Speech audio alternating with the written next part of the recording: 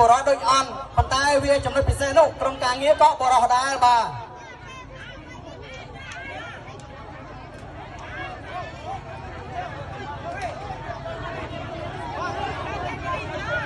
ចាប់ដើមក្រុមការងារបន្ទាប់ពីខាងបរោះហើយវាក្រៅគឺយើងសុំនារីបាទចាប់ដើម7 1 2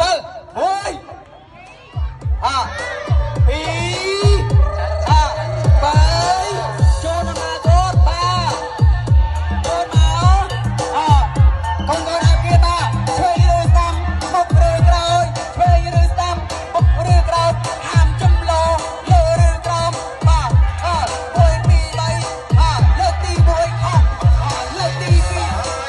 កូនអាគីកូននៅឆ្ងាយកូននៅឆ្ងាយ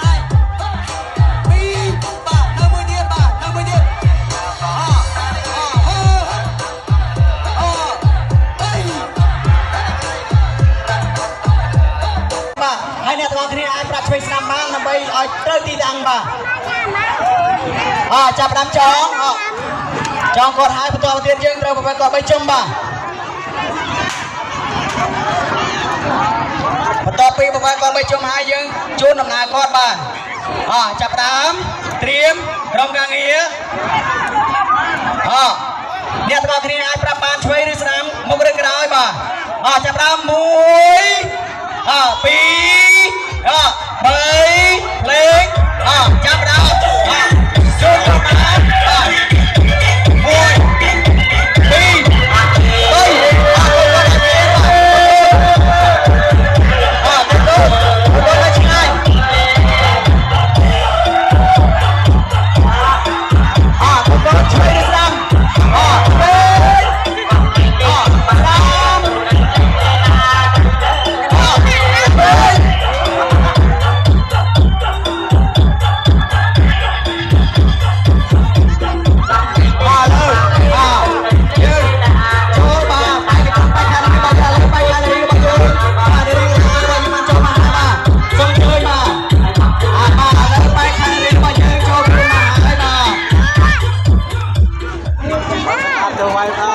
បានក្រុមការងាររបស់យើងកំពុងតែប្រាប់លក្ខន្តិកាបាទ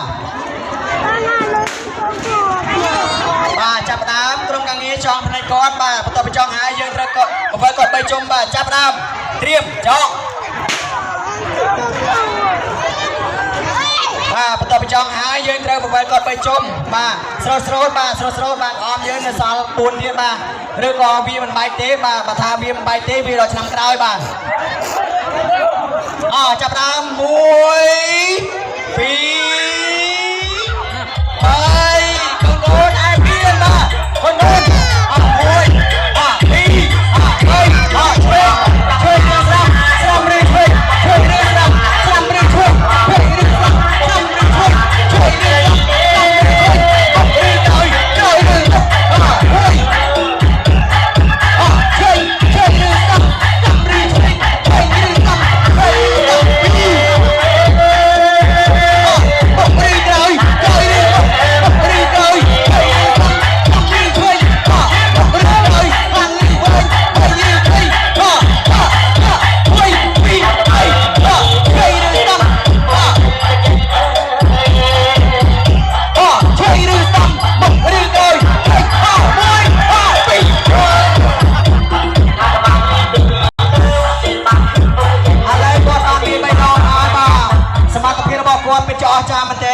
គាត់វាយដល់ទៅ3ដងបាទជាពិសេសគឺគាត់វាយត្រូវ3ទឹករងបាទគឺវាយត្រូវខ្យល់បាទ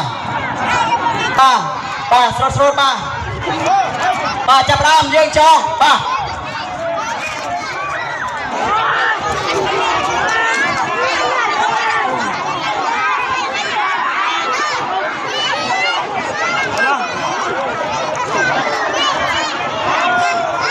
ទចាប់ដើមបាទ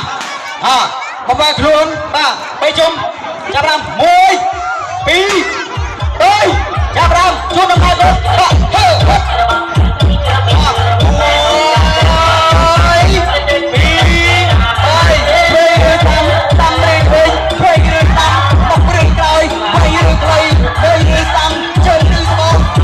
3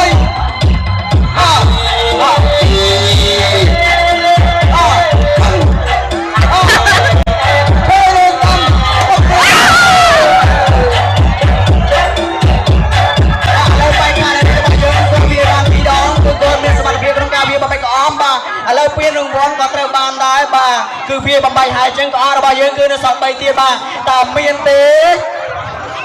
បាទសូមវិរៈបរោះបាទសូមវិរៈបរោះមានដែរទេបាទសូមអញ្ជើញបេក្ខជនរបស់យើងបាទសូមអញ្ជើញបាទចាប់ដើមក្រុមការងារចាប់ដើមចងបាទស្រួលបាទចាប់ដើមបាទក្រុមការងារបាទលក្ខខណ្ឌការរបស់យើងគឺនៅតែដដែលបន្ទាប់ពីយើងចង់ផ្នែកគាត់ហើយគឺយើងត្រូវប្រវែងគាត់3ជុំបន្ទាប់ពីយើងប្រវែងគាត់3ជុំហើយយើងត្រូវជូនដំណើរគាត់ដើម្បីមកវាក្អមបាទហើយក្នុងម្នាក់មានសិទ្ធិក្នុងការវាក្អមនឹង3ដងប៉ុន្តែមិនអនុញ្ញាតឲ្យចម្លងនោះទេបាទ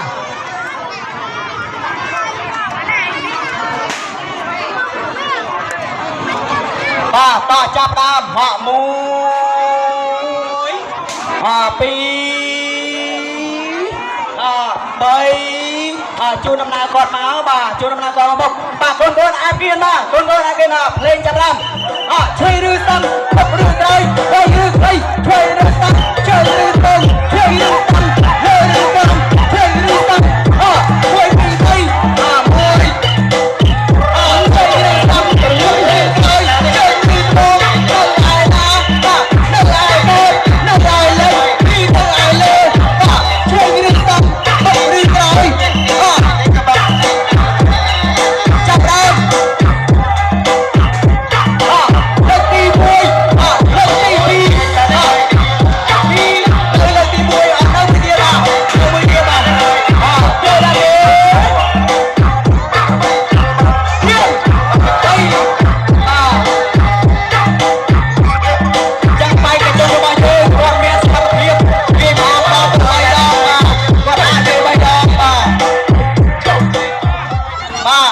ជនរបស់យើងចូលខ្លួនទៅហើយបាទជួនដំណើរគាត់បាទ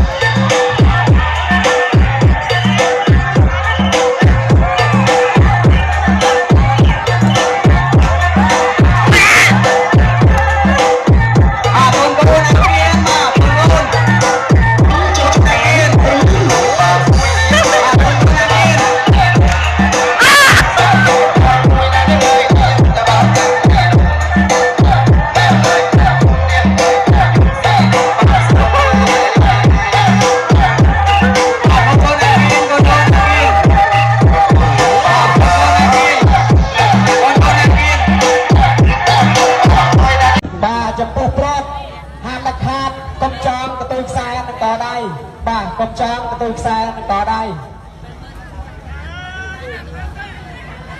បាទព្រោះមុនមិញគឺយើងចាញ់គេហើយ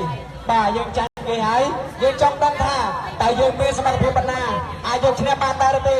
បាទតែវគ្គទី2ថាប្រុសនៅតែខ្លាំងឬយ៉ាងណា